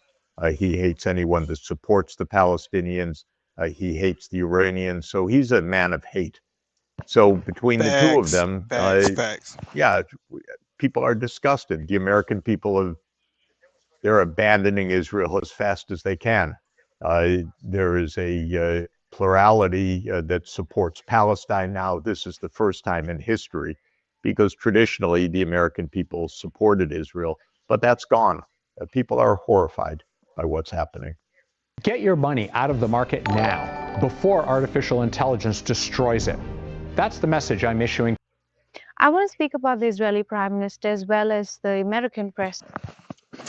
Hey, Rock Boz, why don't you go on your fucking channel and correct your so-called facts, Rock Boz? This guy is speaking nothing but facts over here. Speaking straight facts. But if you think that they're wrong, you go on your own damn channel and correct it. Don't tell me what to do over here. Get your ass booted for 86,000 seconds. You must don't know who I am. Y'all better let them know who I am. I'll boot your ass for 86,000 seconds for trying to tell me what to do on my channel. President in detail. But before we go to that, I want to talk about the American society psyche at the moment. Like you mentioned, that a lot of people are pouring out in support of Palestinians. But there is also a very strong pro Israel lobby in America. How are they seeing the war? Well, the lobby is a political force, but not a dominant opinion in the United States. So there's a lot of money, big money, that pays for candidates that support Israel. There is one group in the United States, more numerous than Jews, who are divided about Israel, that vote for Trump, and that's what we call the Christian evangelicals or Christian. Oh, you really don't? I don't care either. Watch this. Come back in 86,000 seconds, Rock Boz. You don't care, I don't care. You don't care, I don't care. We both don't care. Come back in 86,000 seconds. That's 1,433 minutes. Zionists. These are people who have very peculiar beliefs, by the way, about the end of the world. And they believe that the events that are taking place in Israel are shaping the end of the world. Well, surprisingly, because America is really a strange country, they constitute maybe 15 or 20% of the American Probably none. population. Not dominant by any means, but big enough. Probably none because Republicans are so fucking evil and diabolical. That's probably why. That's probably why. They probably never put any Republicans in their cabinet because they're evil and diabolical. They're the devil the Bible speaks of. So, it's probably why. I don't know. That they have an influence, and you can see them if you go online. Yeah, right, Randy. So is Fox News, right? Many times we fact check Fox News on this channel. Oh my gosh, as many times we caught them in so many lies, bro. They're so trustworthy. So is Fox News, one of the best news channels in the world. Fox News, y'all.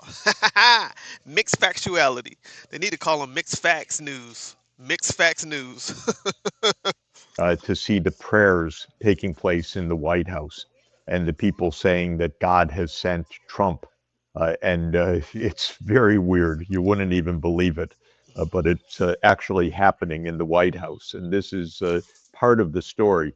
Whether Trump is using this or whether he really believes that he's sent by God on this mission, who knows with this guy? You can't know.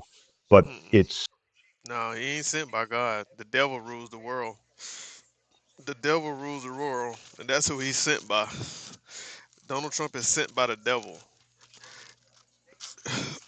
Donald J. Trump is the devil that the Bible speaks of.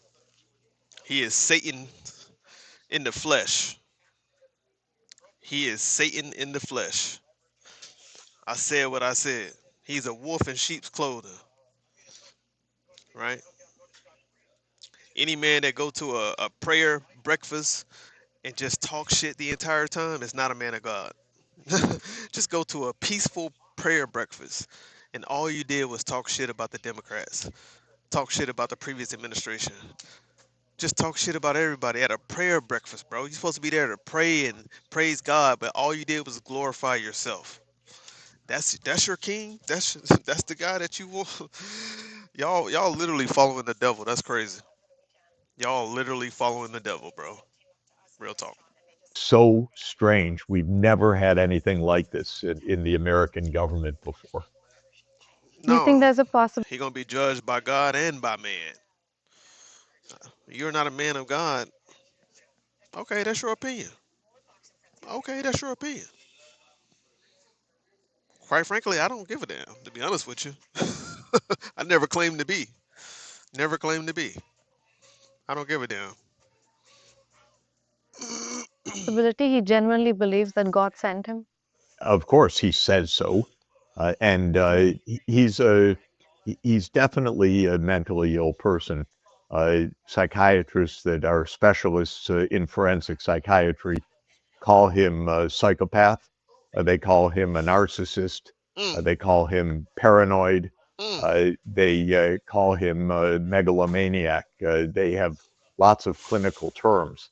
But what they mean is that this guy is full of himself to mm-hmm. a delusional extent. He Facts. doesn't care about anybody else. He Mm-mm. cares about only himself. That's it. And he could believe, yes, he's God's agent.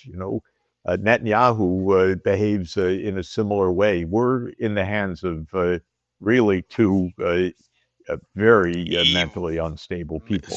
This He being nice. He call him mentally unstable. I call him evil, demonic, diabolical devils. That's what I call them. Netanyahu and Donald Trump, the orange man. Diabolical, evil devils is what I call them. Ain't don't give them the medical terms. Medically ill. Don't give them the medical terms. No, no, no. These are some evil humanoids. That's what they are. They've been lying their whole lives. They've been corrupting people their whole lives. Fake Trump universities, uh, not renting houses to black people, or renting out to black people, races, raping girls, all type of shit. These people are diabolical devils. That's what we need to call them. is not how things are talked about in political circles. Oh, yes, Israel has its reasons and so on. This is the most bizarre, unnecessary, vicious, murderous war imaginable. Patriots, demonizing patriots who love their country. What? Oh my gosh. Oh my gosh. Bro, you guys hate the Constitution. You guys trying to take away birthright citizenship. Y'all hate this country. What are you talking about? You hate the exact same principles that this country was built on, right? You want to change it. You want to throw it out the window. Y'all don't love this country. Y'all hate this country. Y'all hate the rules of this country. Y'all hate the Constitution. Y'all are the ones. Y'all are the hypocrites. Literally, y'all are not no patriots. So I'm more patriotic than you Republicans in this chat. I am. We are because y'all want to exclude other people, right? And y'all want a Christian, white nationalist Christian state. Y'all want everybody to worship what you worship and take on the same values that you have. You don't want anybody to have their own traditions, even though this is a country of different freedom of religion, freedom of all of that, right? So with freedom of religion comes with different cultures, right? Y'all don't want any of that stuff in the United States. You want this to be a white Christian nationalist country. You want everybody to take on the same values and traditions. Well, you don't really have a tradition. White Christian nationalists don't have a tradition. They don't. They don't dance. They don't have a culture. They don't have. They really don't have um, any type of real holidays that they celebrate. All of the holidays here in the United States is pagan, right? Stolen from other cultures. Christmas is pagan, right? It's a Babylonian ideal, right? Easter is pagan. After the god is Estar, right? Easter is pagan. Christmas pagan. All of your culture holidays and traditions is pagan and stolen from other cultures because the United States of America, the white Christian nationalists, you don't have a culture. You don't have anything, right? Your weddings are boring, your parties are boring, your bars are boring. You just stand around and just drink all day. Like you guys literally hate other cultures. This is the Republican white Christian nationalists. They hate other cultures. They want to get rid of people that's here, right? You profile people, right, that looks brown. That's what you do. Even when they're citizens in this country, you profile them because they're brown, right? And you want to check their status and all this type of stuff. And really, you guys, the underlying problem here is just that you have hatred on your heart for other humanoids. That's it. That's it. That's all it is, right? And when somebody call you out for it, right? Now you wanna flip the coin and point the finger. Oh, see, you're being this, you're racist, you blah blah blah blah blah. But really, white Christian nationalists, you guys are the real true devils, the real true haters, the real true racists. That's what y'all are. Understanding that I am talking about a particular kind of humanoids, the white Christian nationalist Republican, the white Christian nationalist Republican, right?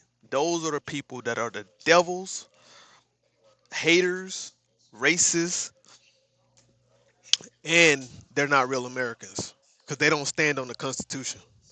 They don't stand on the Constitution. They're not patriotic. They're hateful, diabolicals, right? They are of their father, the devil.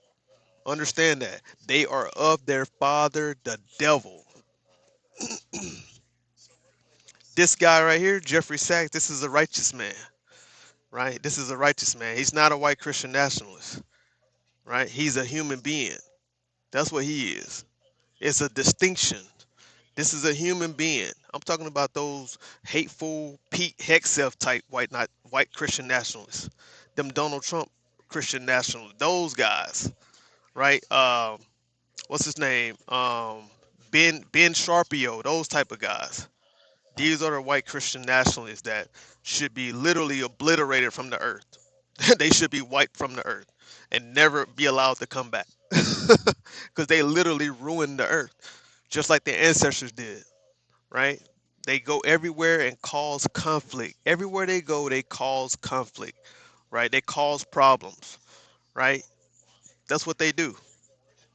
They think that they're fixing problems. They're causing global problems everywhere. They've been doing it for thousands of years, thousands of years. That's what they've been doing, right? We know the history of these people.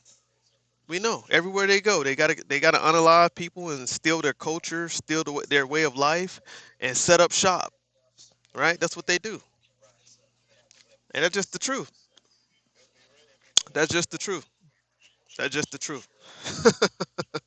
They don't like it. Y'all know I don't give a damn that they don't like it. I don't care.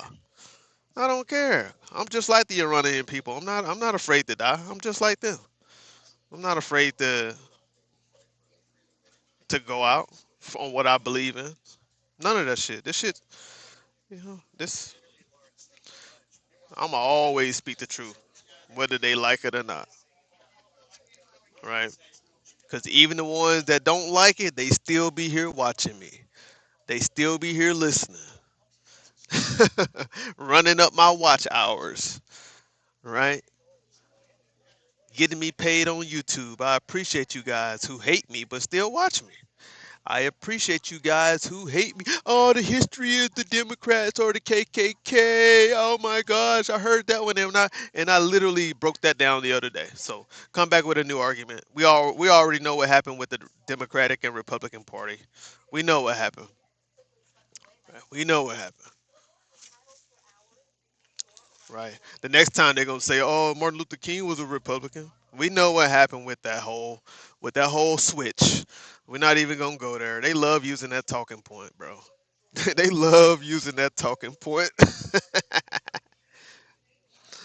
That talking point is been debunked. Come back with a new talking point. You do know the Democrats started with the KKK. Yeah, and when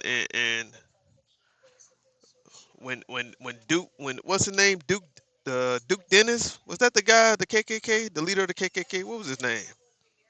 When he realized what the Democrat Party was doing, what he did, he realized that he could switch over to the Republican Party and run for office. What he did, he switched over to the Republican Party. That's what happened. That's exactly what happened. And then that's when the Republican Party became the racist party. And it's been the racist party from then on, that point, up until now, up until today. It's still the racist party. So y'all can go back and say the Democrats did this. That's old news. That ain't the Democratic Party no more.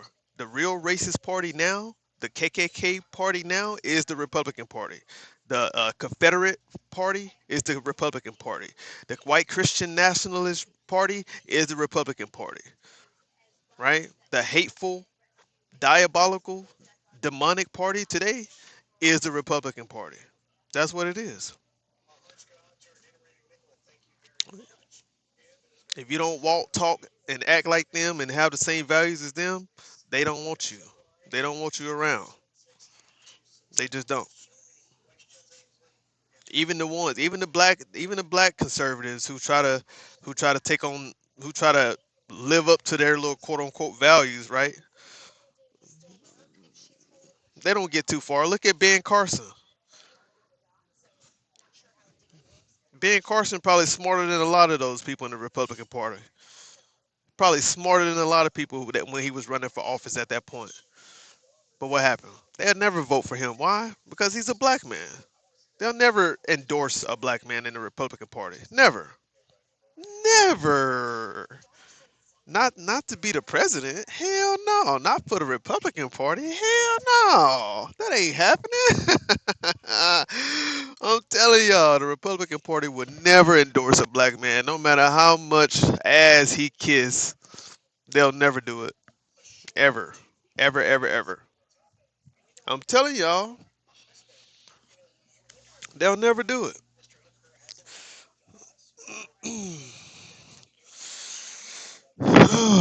Yes, I believed in Jesus. I believe Jesus was a good character in the book.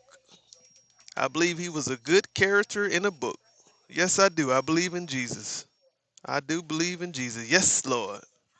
I believe he was a great man in the literature book. All right. That's what I believe. Yes, Lord. I believe in Jesus. That's right.